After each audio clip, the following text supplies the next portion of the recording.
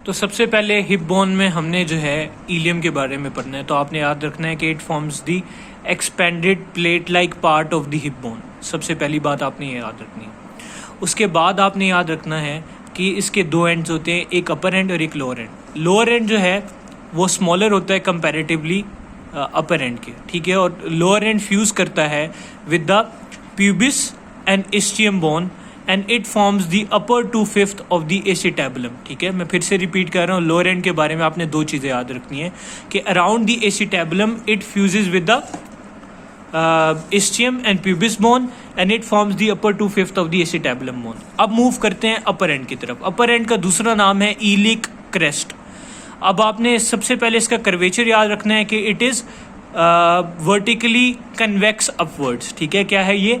Convex upwards है, ठीक है। और आपको पता है कि बेसिकली जो आपका हिप बोन है उसकी पोजीशन कुछ इस तरह से होती है। तो ये एंटीरियर साइड होती है और ये पोस्टीरियर साइड होती है। तो जो आपका ईलिक क्रेस्ट है उसका जो एंटीरियर एंड है, this is the anterior and, right. तो इस एंटीरियर एंड को हम कहते हैं एंटीरियर सुपीरियर ईलिक स्पाइन, ठीक है। मैं फिर से रिपीट कर रहा हूं, anterior end of the iliac crest is called anterior superior iliac spine, ये वाला, ठीक है। ये जो एलिवेशन है। और इसका जो पोस्टीरियर एंड है उधर होता है एक पोस्टीरियर सुपीरियर ईलिक स्पाइन। मैं फिर से रिपीट कर रहा हूं कि जो आपका ईलिक क्रेस्ट है उसके एंटीरियर एंड पे क्या होता है? Anterior superior iliac spine. और पोस्टीरियर एंड पे क्या होता है? Posterior superior iliac spine. अब आगे जो है ईलिक क्रेस्ट के बारे में आपने ये याद रखना है कि it is morphologically divided into 2 segments. वो कौन से 2 सेगमेंट्स हैं? एक सेगमेंट है आपका ventral segment. Ventral segments constitute करता है एंटीरियर 2/3 को, तकरीबन यहां से लेकर यहां तक। और जो इसका डॉर्सल सेगमेंट है वो पोस्टीरियर 1/3 को कंस्टिट्यूट करता है, ठीक है। तो मॉर्फोलॉजी के लिए आपने ये भी याद रखना है कि क्रेस्ट को हमने किस में डिवाइड किया हुआ है? 2 सेगमेंट में। एक है ventral 2/3 segment and dorsal 1/3 segment. Ventral आपको पता है एंटीरियरली, डॉर्सल पीछे। अब बात करते हैं, क्रेस्ट के हमने सारा कवर कर लिया। अब बात करते हैं इलियम के बाकी बोनी फीचर्स के। तो आपने याद रखना है कि इलियम के 2 एंड्स थे, 2 एंड्स हमने पढ़ लिए। अब आपने याद रखना है कि इलियम के 3 बॉर्डर्स हैं और 3 सर्फेसेज हैं। बॉर्डर्स कौन कौन से? सबसे पहला बॉर्डर है that is the anterior border, ठीक है। एंटीरियर बॉर्डर एक्सटेंड करता है फ्रॉम द एंटीरियर, इसका अभी नाम क्या रखा था हमने?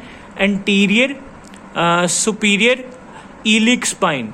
तो एंटीरियर बॉर्डर एक्सटेंड करता है from the anterior superior iliac spine to the acetabulum. ये देखो एसिटैबुलम है, यहाँ तक एक्सटेंड कर रहा है। और आपने याद रखना है कि एंटीरियर बॉर्डर के अपर पार्ट पे एक नॉच है, ठीक है, दिस इज द नॉच। और उस नॉच के नीचे एक और एलिवेशन है जिसको हम कहते हैं एंटीरियर इंफीरियर ईलिक स्पाइन। ये क्या था? एंटीरियर सुपीरियर ईलिक स्पाइन था और ये क्या है? एंटीरियर इंफीरियर ईलिक स्पाइन है। तो ये एंटीरियर बॉर्डर आपका हो गया। अब बात करते हैं पोस्टीरियर बॉर्डर की। तो पोस्टीरियर बॉर्डर आपको एक्सटेंड करता है from the posterior inferior iliac spine, ये वाली, to the posterior border of the ischium bone. ये this is the ischium bone, तो इसके पोस्टीरियर बॉर्डर तक एक्सटेंड करता है ये सारा का सारा सरफेस। और आपने याद रखना है कि इसके अपर पार्ट पे एक और एलिवेशन है, ये वाली पोस्टीरियर जो है posterior superior inferior line, posterior superior iliac spine के नीचे एक और एलिवेशन है जिसका नाम है पोस्टीरियर इंफीरियर ईलिक स्पाइन। ये क्या है? पोस्टीरियर इंफीरियर ईलिक स्पाइन है। और ये क्या है? Posterior superior iliac spine.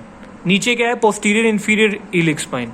और उसके नीचे जो है आपकी ग्रेटर शियाटिक नॉच है, ठीक है। ये जो नॉच है इसको हम कहते हैं ग्रेटर शियाटिक नॉच। तो ये आपका पोस्टीरियर बॉर्डर भी हो गया। अब जो लास्ट बॉर्डर है वो है मीडियल बॉर्डर।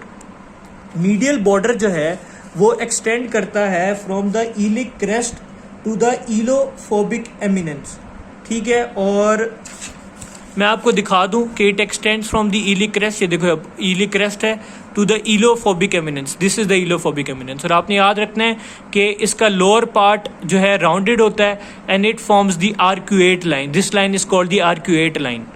तो हमारे 3 बॉर्डर्स भी हो गए। अब बात करते हैं 3 सर्फेसेस की। तो सबसे पहला सरफेस जो है वो है आपका ग्लिनॉइड सरफेस। ग्लिनॉइड सरफेस जो है वो ये वाला है। तो आपने याद रखना है कि एंटीरियरली ये क्या है? अब ये देखो ये वाली इसकी साइड क्या है? एंटीरियर है और ये पोस्टीरियरली। तो एंटीरियरली ये कन्वेक्स है और पोस्टीरियरली ये कंकेव है, ठीक है। पहली बात आपने याद ये रखनी है। दूसरी बात आपने याद ये रखनी है कि इसको 3 लाइन्स 4 सेगमेंट्स में डिवाइड करती हैं, ठीक है। अब वो 3 लाइन्स और उनके नाम जो हैं वो कौन कौन से हैं, अब हमने वो पढ़ना है।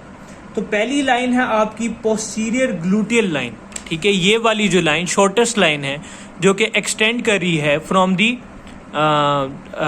Crest of the spine to the glenoid notch. This is called, ये देखो ये आपको ये लाइन जो नजर आ रही है ये वाली, this is the posterior glenoid line, ठीक है। उसके बाद है आपकी एंटीरियर ग्लिनॉइड लाइन। ये लॉन्गेस्ट लाइन है और ये एक्सटेंड करती है फ्रॉम ये एक्सटेंड करती है to the middle of glenoid notch. और कहाँ से आती है?